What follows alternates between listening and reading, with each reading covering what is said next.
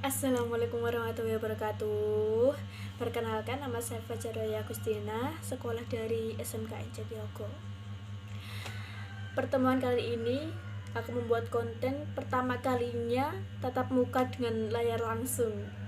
Karena hari ini aku mau presentase tentang materi yang kemarin, yaitu tentang UML dan metode SDLC. Sebelum aku presentase, jangan lupa ya like, comment, and subscribe. Kalau bisa, kalau nggak sibuk, bantu share juga ya teman-teman. Sebelum ke materinya, kita kenal dengan sejarah UML dulu. UML pada awalnya dikembangkan oleh 3 serangkaian yang dikenal dengan julukan Three Amigos, yang beranggotakan dengan Grady Booch, Ivan Jacobson, dan Jim Rambach. Pada awalnya, UML diberi nama OOSE, Object Oriented Software Engineering. Dan sejarah yang kedua, UML, yaitu sampai era tahun 1990. Puluhan metodologi pemodelan berorientasi objek telah bermunculan di dunia. Di antaranya adalah metodologi Booch, metodologi Coates, metodologi UOSE, metodologi UMT, metodologi Schleyer-Meller, metodologi Wright, Brooks, dan sebagainya. Masa itu dikenal dengan masa perang metodologi war, dalam pendesainan berorientasi objek. Masing-masing metodologi membawa notasi sendiri-sendiri yang mengakibatkan timbul masalah baru apabila kita kerjasama dengan grup atau perusahaan lain yang menggunakan metode yang lain. Sejarah UML yang ketiga. Yang pertama dimulai pada bulan Oktober 1994. Booch, Rambach, dan Jacobson yang merupakan 3 tokoh yang metodologinya banyak digunakan melopori usaha untuk penyatuan metodologi pendesaian berorientasi objek. Yang ketiga, pada tahun 1995 dirilis DIRF pertama dan UML versi 0.8. Sejak tahun 1946, pengembangan tersebut dikoordinasikan oleh Object Management Group. Tahun 1997, UML versi 1.1 muncul dan saat itu versi terbaru adalah versi 1.5 yang dirilis bulan Maret 2003. Booch, Rambach, dan Jacobson menyusun 3 buku serial tentang UML pada tahun 1999. Sejak saat itulah UML telah menjelma menjadi standar bahasa pemodelan untuk aplikasi berorientasi objek. Nah, sekarang kita bahas tentang definisi UML. UML, Unified Modeling Language, adalah sebuah bahasa untuk menentukan visualisasi, konstruksi, dan mendokumentasikan artefak. Artefak yaitu bagian dari informasi yang digunakan dalam suatu proses pembuatan perangkat lunak.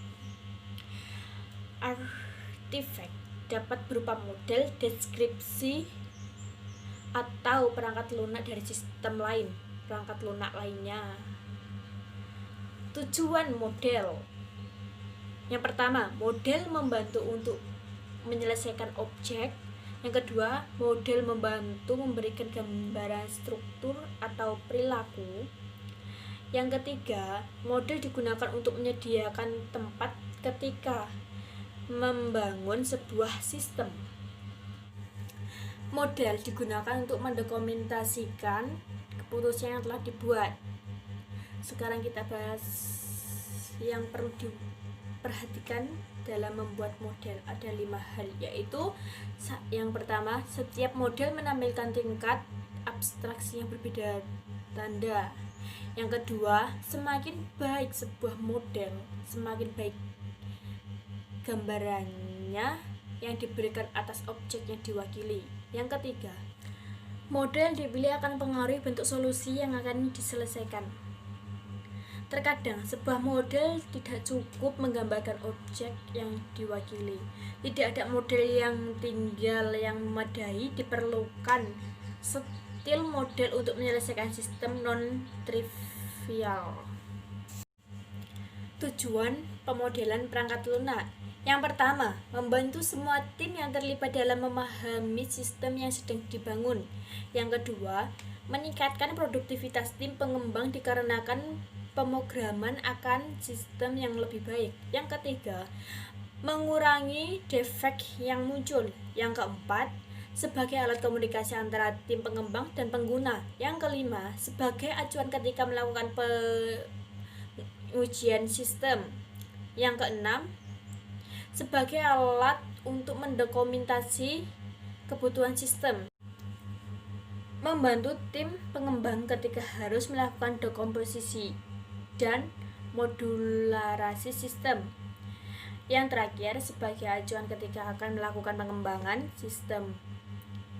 Kali ini kita bahas diagram dibagi dua, yaitu struktur diagram. Terdapat kelas diagram, komponen diagram, elemen diagram, objek diagram, package diagram, komposit struktur diagram, dan profil diagram. Yang kedua yaitu diagram behavior. Terdapat use case diagram, activity diagram, state mechanic diagram, sequence diagram, communication diagram, interaction overview diagram, yang terakhir timing diagram. Sekarang kita bahas tentang metode SDLC. Metode SDLC yaitu Software Development Life Cycle, merupakan rangkaian proses yang dilakukan dalam industri perangkat lunak. Tujuan SDLC adalah menghasilkan perangkat lunak yang menempuhi keinginan, pelanggaran dan menggunakan waktu dan biaya secara efektif dan efisien. Metode SDLC terdapat waterfall, agile, red, iterative, DevOps, spiral. A. Waterfall merupakan metode perangkat lunak yang paling digunakan. Setiap tahapan harus diselesaikan secara keseluruhan sebelum melangkah ke tahapan selanjutnya. Tahapan akan dilakukan secara urut, yaitu dari analisa kebutuhan, desain, implementasi, pengujian, dan pemeliharaan. 1. Analisa kebutuhan. Tahap ini merupakan tahapan pertama dan paling penting karena dari sini kita menentukan sistem seperti apa yang akan kita hasilkan dalam sebuah proyek pengembangan perangkat lunak. 2. Desain. Pada tahap ini, kebutuhan sistem diterjemahkan menjadi sebuah rencana pengembangan sistem dalam bentuk model. Model tersebut dapat dianggap sebagai sebuah blueprint dari perangkat lunak yang dikembangkan. Oleh sebab itu, model dibangun harus dapat dimengerti semua tim pengembang dan menyertakan detail-detail yang diperlukan. 3. Implementasi. Pada tahap ini, model yang dibangun diterjemahkan menjadi perangkat lunak dengan menuliskan kode program.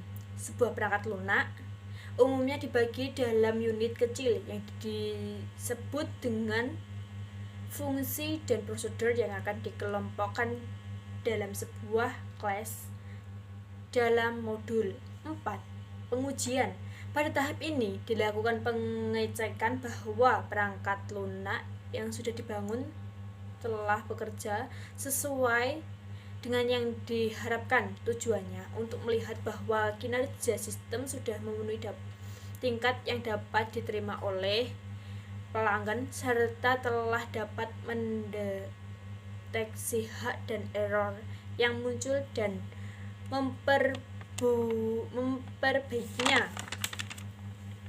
Yang kelima yaitu pemeliharaan. Tahapan ini dilakukan untuk memperbaiki jika ternyata masih ada hal yang bersifat tidak kritis. Namun pada umumnya tahapan Maintenance adalah tahap pengembangan jika ternyata ada beberapa kebutuhan organisasi yang belum diakomodasi dalam bentuk sistem, atau karena keutuhan pengembangan akan dilakukan pada tahap ini. Yang terakhir yaitu pembahasan metode agil, merupakan pendekatan yang relatif baru dikenalkan. Metode agil menjalankan tahap-tahap tersebut secara berulang atau iteratif, dilakukan secara implemental atau dijalankan dengan sedikit demi sedikit. Metode ini telah mengakomodasi perubahan ketika sebuah fungsi dimodifikasi dan dikembangkan semakin tahap sampai tahap implementasi dan didapati bahwa fungsi tersebut tidak sesuai dengan yang diinginkan, maka fungsi tersebut dapat sesuai dengan yang diinginkan. Fungsi tersebut dapat diubah pada sprint berikutnya. Oke guys, kali ini sebelum mengakhiri presentasiku hari ini, aku mau minta maaf karena banyak kekurangan dan banyak kesalahan. Karena aku baru kali ini membuat konten YouTube dengan tatap muka langsung pertama kali ini, dan karena itu aku mohon maaf yang sebesar-besarnya, banyak kekurangan, dan mohon kritik dan sarannya. Oke, tulis di komentar. Wassalamualaikum warahmatullahi wabarakatuh.